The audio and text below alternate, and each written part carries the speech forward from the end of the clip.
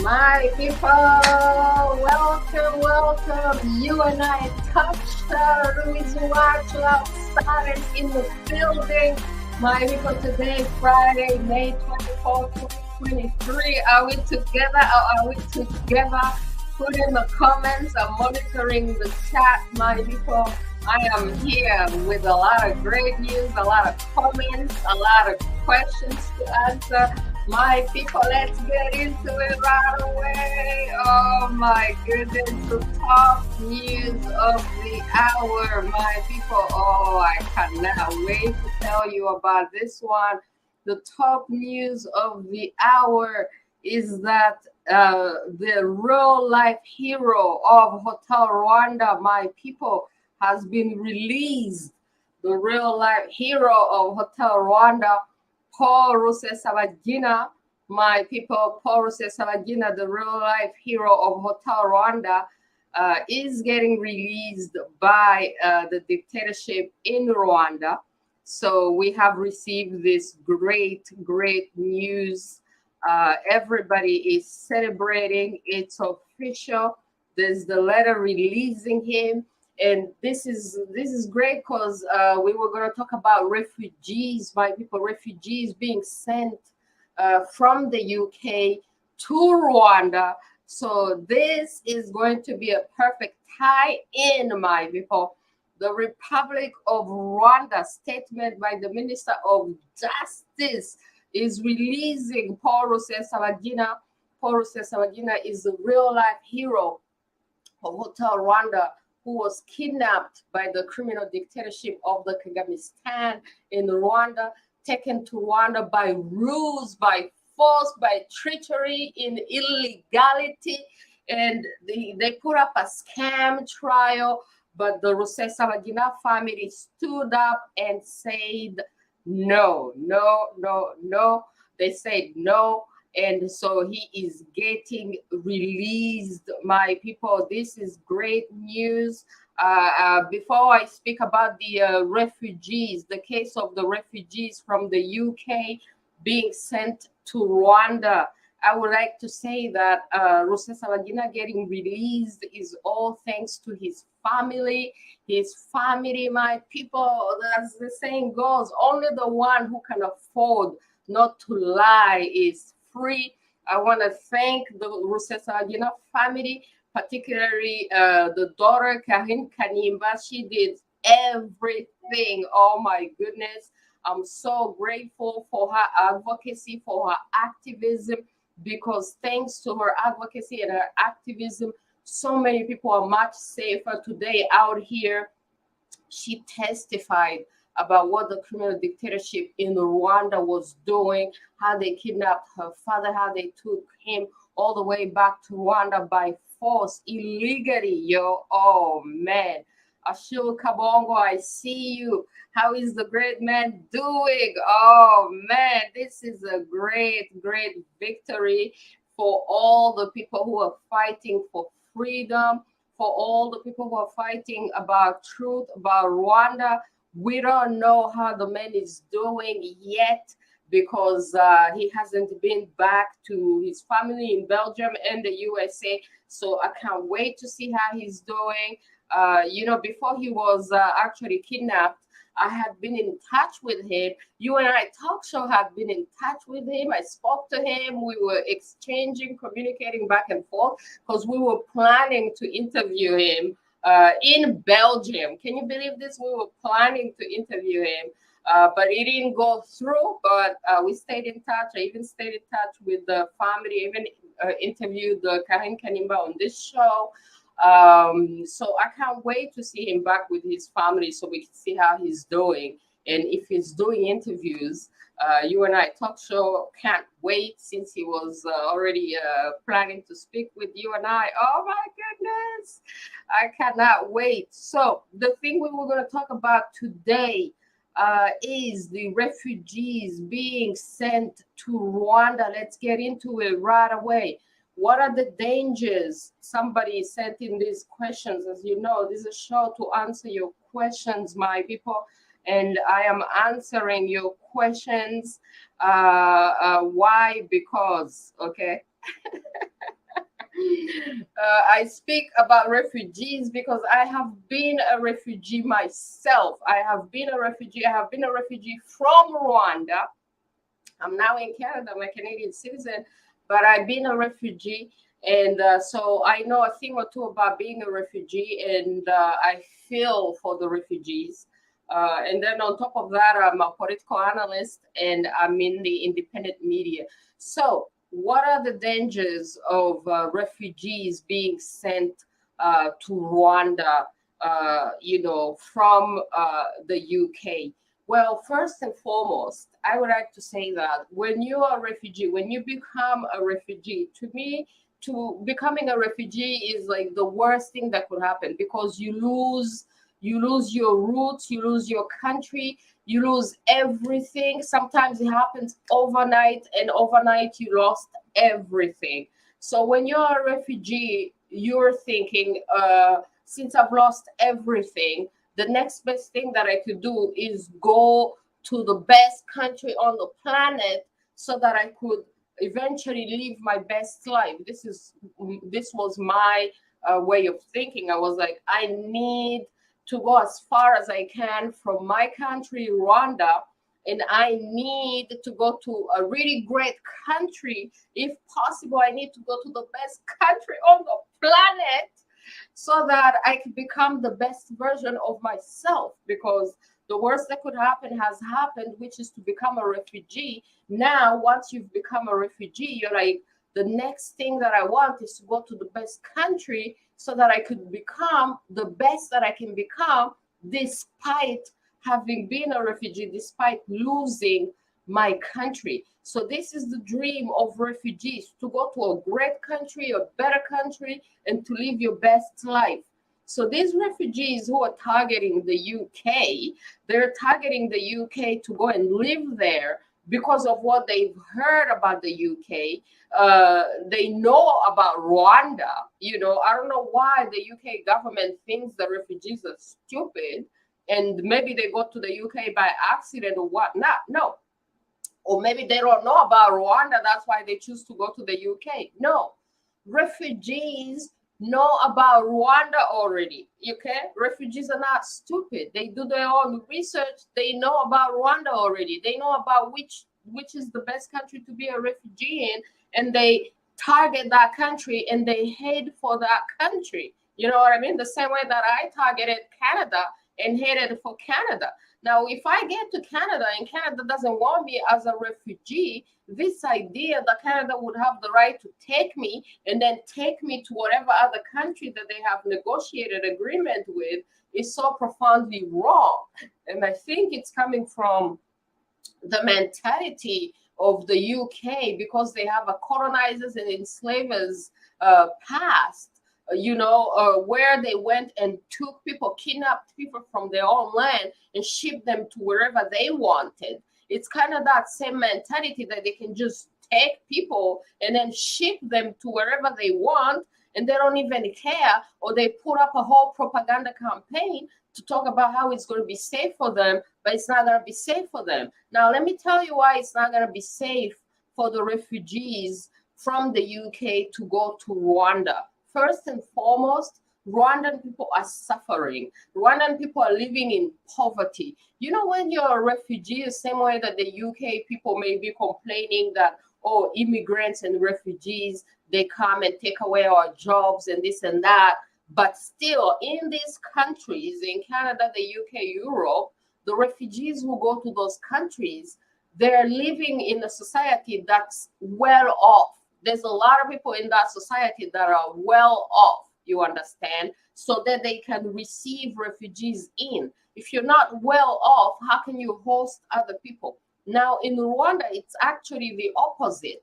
Most Rwandans are suffering. Most Rwandans are in poverty and in hunger. So these refugees that they're going to be bringing from Europe, from the UK, they're going to take them to Rwanda by force. They may give them good living conditions, but the danger is that these refugees may be living a little bit better than the majority of Rwandans who are living in poverty. which is not the same case when you come to the West, when you come to Canada, to the UK. We, the refugees who came to Canada, to the UK, we are not living better than the Canadians who are hosting us. Now, if already people who host refugees sometimes complain that, oh, we have many immigrants, we have refugees, they're coming in here taking our jobs, and this is in rich societies. Now, how do you think it's going to be like in a poor society where the people of the country, the native Rwandan people, are going to be seeing refugees from the UK because the UK paid corruption to a criminal dictatorship to host them? They may be living in better conditions than the native. How do you think the native people of Rwanda are going to react to that? If already even in rich countries, native people be like, oh, immigrants coming in here, taking our jobs. Now you go to a very poor country where people are starving, and now they're like, oh, look at all these refugees living better than the native people that are starving. And these are the native people that are always going to war against the criminal dictatorship. Now, the UK is seen as an oppressor. The refugees are coming in, will be seen as part of the oppression because they're coming in only because they have been bribed, only because the government has been bribed, only because the UK is into some sort of a deal with Rwanda. So it is very, very dangerous for the refugees to go to Rwanda. I want to remind you that Rwanda has so many refugees out here. Rwanda has so many refugees in the UK. None of them wants to go back to Rwanda because everyone knows that Rwanda is not safe. Rwanda is at war, currently at war with Congo. They're creating a lot of African refugees and then turning around and making deals with the UK to host all these other refugees from other places. And then on top of that, we had refugees in Rwanda from Congo who are actually Rwandans who went to be refugees in Congo, were brought back to Rwanda by force. But when they tried to go back to Congo, Rwanda actually shot these refugees. Rwanda is already oppressing its own people. So how you think they're going to treat refugees? Refugees go to a country because this country is open and democratic and free to its own people. Now you're taking refugees into a society where it's already a criminal dictatorship that is oppressing its own people. You are putting refugees in danger, and they have already lived so many horrible, horrible things in their own country. They don't deserve to be taken to another country where they will be in danger again and again. My people, please, the UK. Now, what does the UK, this is a question that I'm going to end this topic on. What does the UK gain and lose by sending refugees to Rwanda? The UK may gain some people who are for this project to send these refugees to Rwanda. But what the UK is losing is much greater than what the UK would actually be gaining, because the whole idea why people would choose to go to the UK is the reputation of the UK. So the UK will lose its reputation as a nation because it cannot handle these refugees anymore, and it would rather ship them off to a criminal dictatorship in Africa. The UK will lose that appearance that it has in the world, that it's a great nation that is welcoming to people, democratic and all that, because they will not be able to handle these people, and they'll ship them to dictatorship Rwanda. Now, I want to say this, and I want to warn people so that if anything bad happens, you know that you had been warned ahead of time. Now, the warning is that since Rwandans are living in oppression, in poverty, and there's so much trouble in Rwanda, if Rwandans eventually revolt and go against their government the refugees will be caught in the middle of Rwanda on Rwanda war. As you know, Rwanda has already been at war, civil war, massacres, genocide. You don't want to be caught in Rwanda when Rwandans are fighting against each other. You don't want to be there. You don't want to be there. You don't want to be in a country that is still resolving its issues and that has unfinished business and that is living under a criminal dictatorship. And this country may erupt because people will revolt against oppression. And these refugees who have suffered so much will be stuck in the middle of all that, my people. So don't nobody say that you have not been warned, that you have not been told. Please reconsider.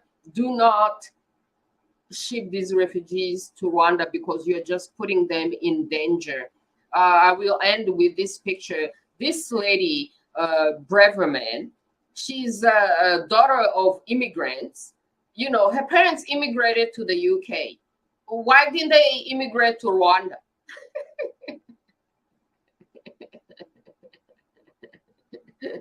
Huh? Why didn't they immigrate to Rwanda? Right? And so they immigrate to the UK. They have all these great opportunities, better opportunities. But now, children of immigrants who benefited from immigrating to these countries are put on the forefront to stop other refugees from coming in and having great benefits as well. You need to stop that nonsense, man.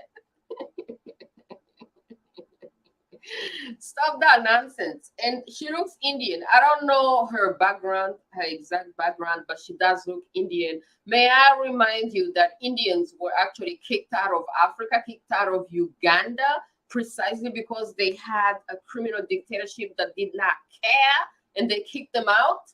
May I remind you that Uganda is right next door to Rwanda, and the criminal dictatorship in Rwanda was actually installed by people coming from Uganda. Yo, man, don't do that to refugees, man. Don't do that to refugees. No Rwandan refugees want to go back home. As you can see, in order for Rwandans to return to their own country, Rusesabagina had to be kidnapped. Real life hero getting kidnapped so that they can go to Rwanda. And I don't know, to end this chapter, I would also like to remind the UK that Rwanda has so many refugees outside of Rwanda. Rwanda even has a king who is a refugee in the UK, my people. Ask all the Rwandan refugees who are in the UK if they want to go back to Rwanda. Nobody wants to go back to Rwanda. Nobody, no Rwandan wants to go back to Rwanda. Everybody knows it's a criminal dictatorship. So why would you send all these other refugees from all these other countries, even Rwandans running away from their own country? How many UK refugees do you know are here? I don't know any UK refugees, but I know so many Rwandan refugees who don't want to go back to Rwanda. I don't know any UK refugees that don't want to go back to the UK. That alone should be a sign that you shouldn't sentence anyone to go and be a refugee in Rwanda by force, okay? UK, come on now. Okay, let's move on, my people. I see comments. I see Kabongo. Let's all be one, love one another without ethnicity, tribalism, no racism, bigotry. We're all children of God. Yo, but this is a planet Earth, you know, planet Earth. We're here as a school, as training. What you're describing here, this is a world without challenges. It does not exist. We're here to be challenged. Is how we respond to those challenges that makes us different. So we need to choose how we respond to these challenges. We can respond to these challenges in a divine way or in a human way. What the UK is doing, very, very human, very low. No, everyone can do that, okay? There's nothing special about rejecting people and not welcoming people. Everybody can do that. The good thing, the God thing, the divine thing is to welcome people, man. Kami, UK has to keep their refugees. We asked them instead to receive Rwandan refugees. You see, the UK has so many Rwandan refugees, man. Brigitte Uwacu, thank you so much. Be blessed. Bea, Bea.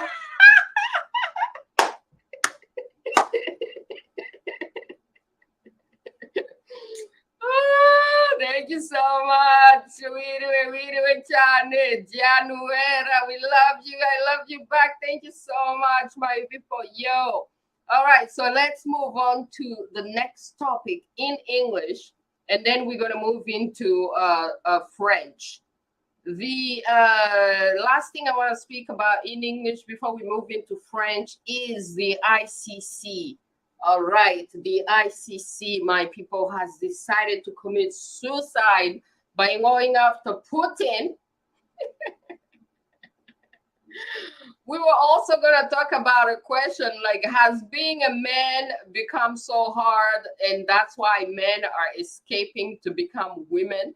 Like, instead of not challenging these men that are identifying as women, how about as a society we study our society and see maybe the society has been so horrible towards men, and maybe this is why so many men are escaping the responsibility of being a man by running and playing on the girls' team and identifying as women.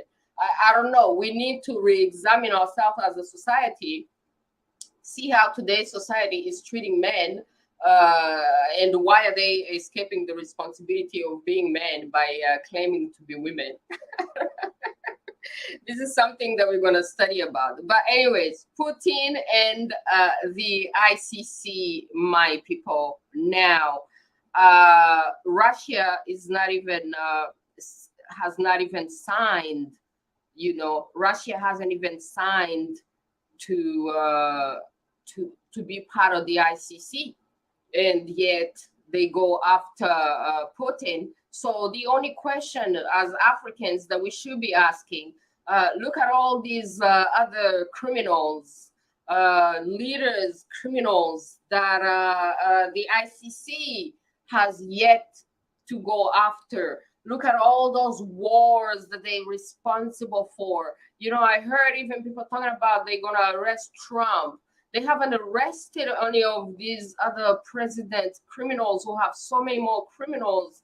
Obama destroying Libya, Syria, Yemen, Afghanistan, Bush, Iraq, Afghanistan, the other Bush, Somalia, Panama, the Gulf War. The Clintons responsible for Rwanda genocide, Sudan, Iraq, the Balkans, Carter, so many Western criminals out here. And yet the ICC does not go after them. So the hypocrisy of the ICC is about to be exposed. And maybe the ICC has decided to commit suicide. And this is why they go after Putin, and they never go after a criminal dictator such as Kagame of Rwanda, who has a rebel movement, a terrorist movement, invading and killing in Congo, the M23. Look at FIFA. FIFA uncovered the documentary on Netflix, Corruption at FIFA. They reward criminal dictators in Africa. They haven't been after Kagame despite all the crimes that he committed in Congo, which is ongoing. But the ICC is going after Russia, Putin, and all for political reasons. So the ICC has confirmed that it has zero credibility when it comes to justice. We're talking about justice, okay? They're not about justice. It's a political agenda, and they don't care about justice. If they care about justice, my people, if they care about justice, is a criminal right there that they could be going after. These are criminals right here that they could be going after. Are they going after them criminals? No, they're not. All right, my people. So let's move into the French and continue to talk about these things. In French, we're going to talk about the French former president Sarkozy going to Congo Sarkozy is also an international criminal that the ICC could go after. He is among the destroyers of Libya. But did the ICC go after him? No, they did not, my people. We're going to talk about that in French. All right, so thank you for being here. Let's close the English section and keep answering your questions in French.